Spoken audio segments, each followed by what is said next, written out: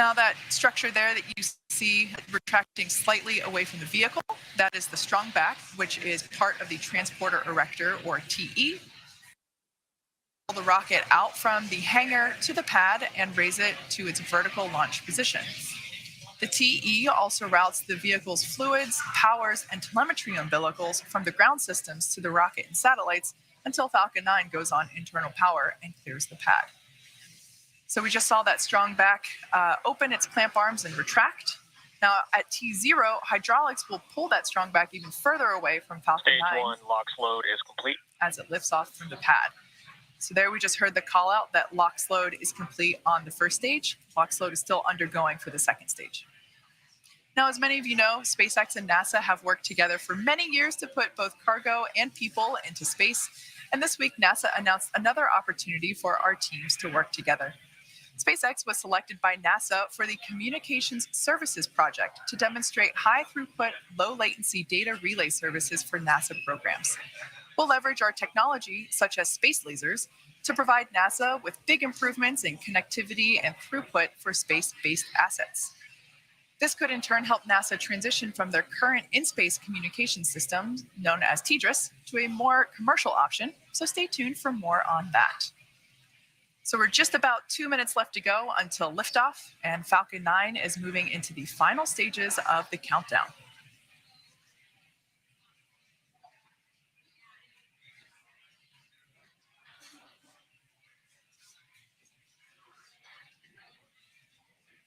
Expecting to hear the call for second stage LOX load completion. At this point, Falcon 9 is fully loaded with its fuel, which is RP1, or Rocket Propellant 1. First stage is fully loaded. Stage 2 LOX load is complete. All right, so first stage is fully loaded, as well as second stage fully loaded with its liquid oxygen. So there we have a shot of the... Yeah, closeouts has started. So there we can see a shot, beautiful view of pad 40. And we can see that that white cloud is forming around the vehicle. That's totally normal.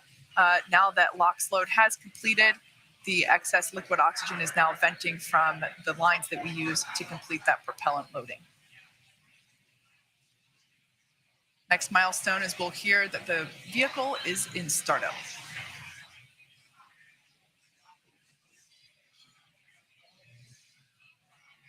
Falcon 9 is in startup. All right, so there's that call. At this point, the onboard flight computers now have control of the countdown.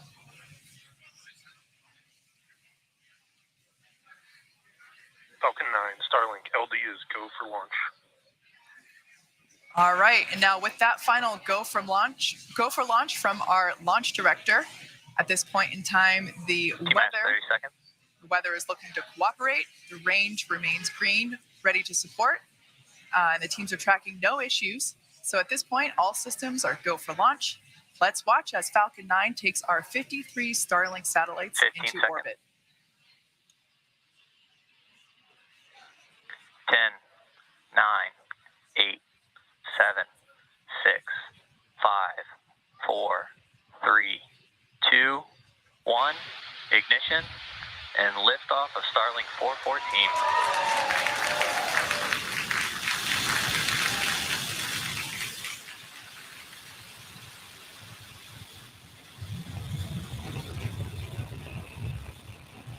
Downrange. MOD chamber pressure is nominal.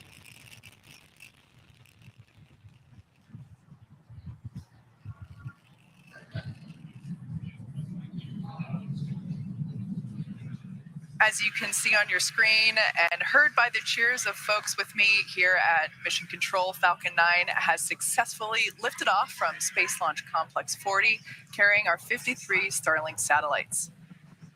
Although at liftoff, gravity is pulling straight down on the rocket.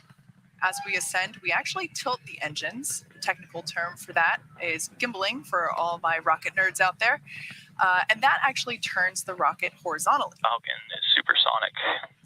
So we're still going up, but with that gimbaling, we're now also heading horizontally away from the launch pad.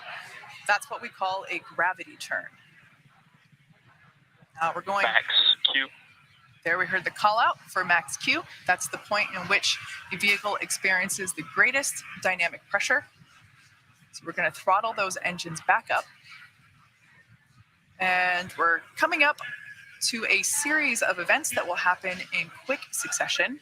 For those of you that have followed our launches previously, you know not to blink. The first of those three events is... Start of MVAC engine chill. All right, so we heard call out MVAC engine chill. We're basically flowing some of the super chilled liquid oxygen through the turbo pumps of the second stage MVAC engine in preparation for its ignition. But first, we have to do MECO, or main engine cutoff. That's where all 9 Merlin engines shut off to slow the vehicle down in preparation for the next milestone, which is stage separation, where the first stage and second stage will separate. As the first stage makes its way back to Earth for landing, the second stage continues its journey with SES-1, or second engine startup. This is where the single Merlin vacuum engine will ignite and propel the second stage along with the Starling satellites to orbit.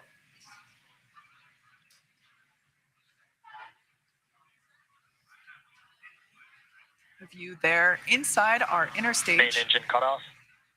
Stage separation confirmed.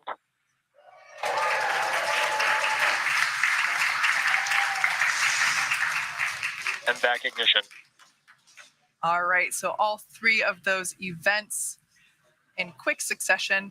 Fairing separation confirmed. And there we can see that the fairing halves have separated, exposing our Starling satellites to the vacuum of space.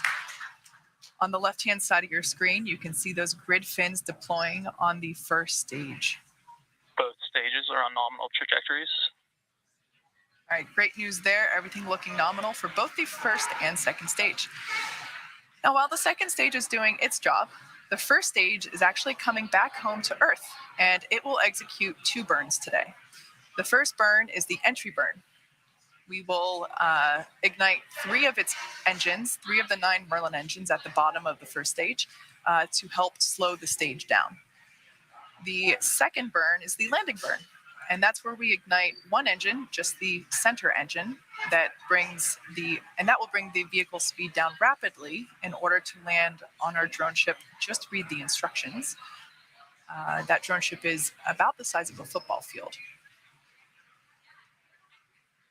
Everything continues to look Acquisition nominal of signal Bermuda. for both first and second stage.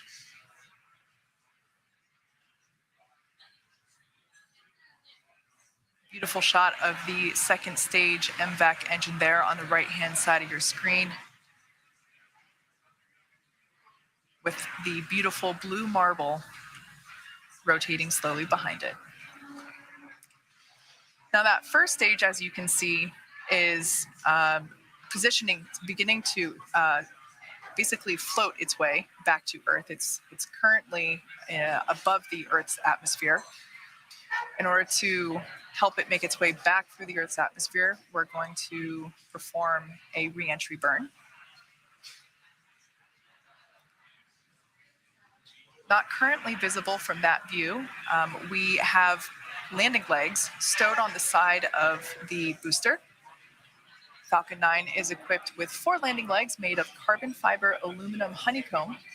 They're placed symmetrically at the base of the rocket and stowed during ascent, and they will deploy just prior to landing. As we come up to the entry burn, a reminder, this is a 3-engine burn meant to slow the first stage as it hits the thicker layers of the Earth's atmosphere. As you can see, Falcon 9 has grid fins on it. It's equipped with 4 hypersonic grid fins. They're positioned near the top of the first stage and near the base of the inner stage. So basically where those 2 pieces of hardware connect. Currently, the first stage is using its grid fins for steering as it makes its return to Earth. If you watch closely, you can see those grid fins Stage 2 actuate. trajectory continues to look nominal. Those grid fins help orient the rocket during re-entry and guide the rocket during descent.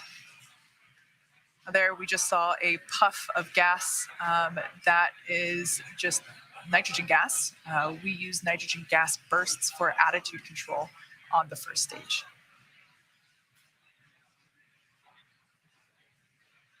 Stage 1 entry burn startup. So we can see the first stage Stage has 1 FTS is saved. begun its entry burn. We have reignited 3 of the 9 Merlin engines to help slow the booster down as it re-enters the thick part of the Earth's atmosphere. This burn will last about 20 seconds. Everything continues to look nominal for second stage. We can see that that entry burn has Stage concluded 1 for entry first burn stage. shut down. Again, that white gas that you see coming from the booster are the nitrogen gas bursts that we use for attitude control. As I previously mentioned, you were able to see the soot markings on this booster left over from its previous flights, its previous 11 flights. This is the 12th flight for this booster. Stage 1 trajectory nominal. The rocket grade kerosene, or RP1, that we use as fuel for Falcon 9 is carbon-based. So when the fuel burns, it generates soot. Because the reentry occurs with engines first, the booster actually flies through its own plume, which deposits that soot onto the side of the rocket. So Stage 1 transonic. be sure to check out the feed from the onboard camera. During landing, you may be able to see that soot sticking to the lens. When we light the center engine for the landing burn, we gimbal that engine also to help guide the stage in addition to the grid fins. So there we can see that booster making a re-entry through the clouds now. Everything continues to look nominal with second stage there. Landing burn. Stage 2 terminal guidance. All right, we heard the call out. You can see there on screen the landing burn has begun. Watch closely, we should be able to see the drone ship come into view. This drone ship is about the size of a football field. Stage 1 landing leg deploy.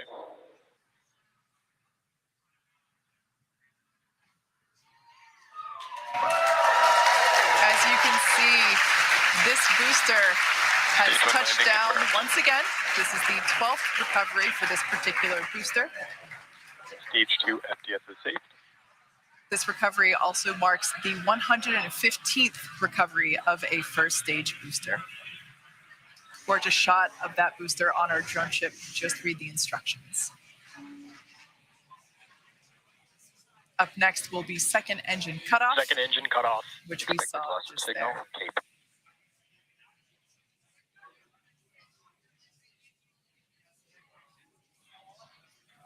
At this point in time, we are waiting to hear confirmation of good orbit for our second stage now that the second engine, that Nominal parking orbit. All right, and there's that confirmation that we were waiting to hear. So with that confirmation of a successful second engine cutoff and good orbit, we'll be ending our webcast for today's launch. As I mentioned previously, we'll be confirming payload deployment via our social channels, so keep an eye out for that. Thank you to the Federal Aviation Administration for supporting our mission. And of course, thank you to our viewers and all our Starling customers for using our service at this time.